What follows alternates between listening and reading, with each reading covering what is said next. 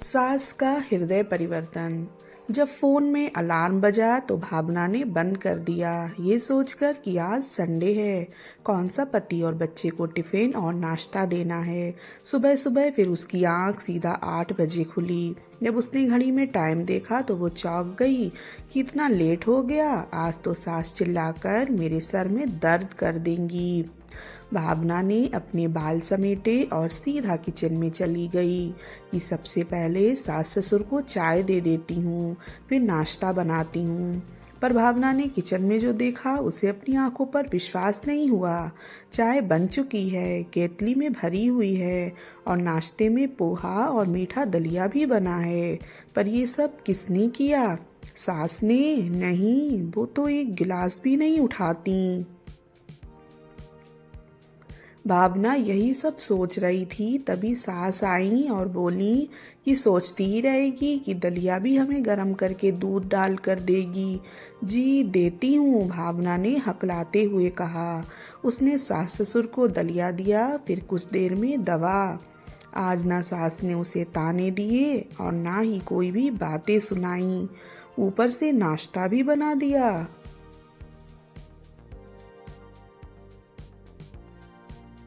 भावना के साथ ऐसा पहली बार हुआ था कि उसकी सास ने उसके साथ ऐसा बर्ताव किया, वरना वो तो काम करके भी हमेशा बातें सुनती थी। पर सास के ऐसा बर्ताव से भावना के दिल में एक अलग ही खुशी थी। ससुर ने अपनी पत्नी से कहा कि देखो, बहू के चेहरे पर अलग ही सुकून है, ना डर है, ना टेंशन, ना ही गुस्सा। मैं ना कहता था तुमसे कि तुम बदल कर देखो? सास बोली, ये सब तो मेरी सहेली अर्चना की वजह से हुआ है। सास ससुर भावना के दोनों शाम 4 बजे के बाद पार्क में टहलने जाते थे। वहीं पर एक और इनकी उम्र का जोड़ा भी आता था पार्क में, अर्चना जी। और सुषमा जी के बीच दोस्ती पक्की होती चली गई। दोनों एक दूसरे के घर पर भी आने जाने लगीं। एक दिन पार्क में अर्चना जी अपने पति के साथ आई ही नहीं। इसी तरह 2 दिन और गुजर गए। तब सुषमा जी को अर्चना जी की तरफ से कुछ सही नहीं लगा कि वो तो रोज आती हैं, फिर 3 दिन से क्यों नहीं। सुषमा जी अपने पति के साथ उनके घर पहुंची तो देखा अर्चना जी के पति बीमार हुए लेटे हैं। बात करने पर पता चला कि पैर स्लिप हो गया है, इसके लिए मोच आ गई है। अभी कुछ दिन डॉक्टर ने चलने फिरने को मना किया है। बहू चाय तो लाना, अर्चना जी ने अपनी बहू को आवाज लगाई। बहू चाय, समोसे और बिस्किट ले आई। सास बहू में बहुत प्यार था। बहू आगे बढ़कर ससुर की सेवा कर रही थी, वो भी बिना किसी गुस्से में या मजबूरी में। फिर सास ने आवाज दी, बहू सब्जी मुझे दे दे, मैं काट लूंगी, बातें करते हुए। बहू बोली, नहीं मम्मी जी, आप अपनी सहेली के पास बैठो, मैं काट लूंगी, आप रोज तो काट ही लेती हो। अरे बहू तू कितना करेगी, ला दे दे मुझे। बहू ने सोया मेथी की सब्जी सास को दे दी। ये सब सुषमा जी बड़े ध्यान से देख रही थीं कि अर्चना जी घर के काम में बहू का हाथ बटाती हैं। मैंने तो कभी गिलास भी इधर से उधर नहीं किया जब से भावना बहू मेरे घर आई है। इतने में ही बहू आती और हीटर जला गई। कमरे में, मम्मी जी ठंड हो रही है, कुछ देर हीटर जल जाएगा तो कमरा गर्म हो जाएगा। ये लीजिए, गर्म पानी भर दिया है पापा जी का बोतल में। पापा जी आप खाने में सब्जी ही खाएंगे या फिर कुछ और खाने का मन है? बहू ने पूछा। ये सब सुषमा जी के लिए बहुत अटपटा था, क्योंकि उनकी बहू तो सिर्फ कहने पर ही सारे काम करती थी, वो भी मुंह बना के। पर अर्चना की बहू तो हर 10 मिनट में मम्मी जी क्या चाहिए, पापा जी क्या चाहिए कर रही है। और अर्चना भी बहू से बराबर कहती, बहू कुछ काम हो तो बता देना बेटा। अर्चना अपने पोते को सीने से लगाए बैठी। मेरा बच्चा पार्क नहीं जा पा रहा है, इतने दिन से दादा बीमार हो गए हैं इसलिए ना, अर्चना जी अपने पोते से कह रही थी। अर्चना जी अपने पोते को हमेशा अपने साथ पार्क ले जाती, उसके साथ खेलती और बातें करती थीं।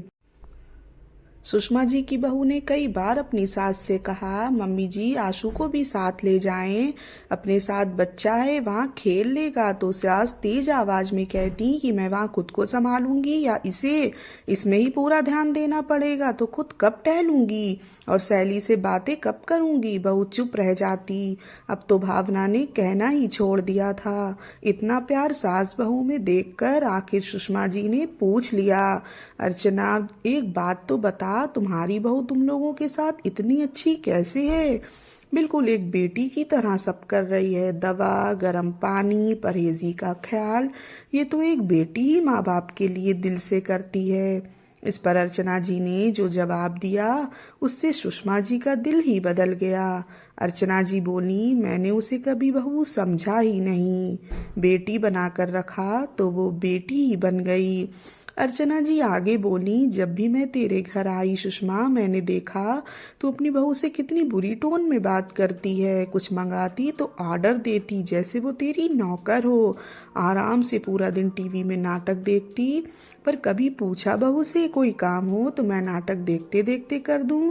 तुम ना अपने पोते को देखती हो, आखिर बहू भी तो इंसान है, कितना करेगी फिर तुम्हारी कड़वी बातें।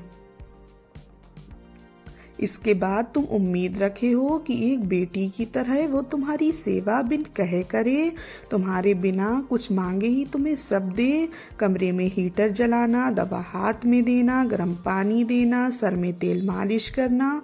माँ बनकर उसे रखती ना सुषमा तो वो आज बेटी बन चुकी होती। उस दिन से अर्चना जी की बातें गहरी छाप छोड़ दी सुषमा जी के दिल पर। फिर सुषमा जी का हृदय परिवर्तन होने लगा और इसमें साथ दिया उनके पति ने।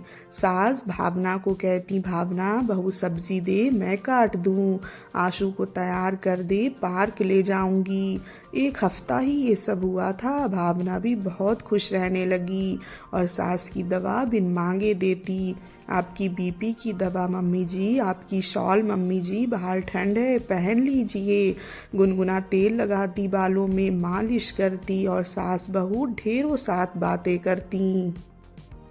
अब सास ने अपने पति से कहा कि देखो बहू बेटी की तरह मेरा ख्याल रख रही है, कुछ कहना ही नहीं पड़ता, सब खुशी से करती है, यही तो मैं चाहती थी।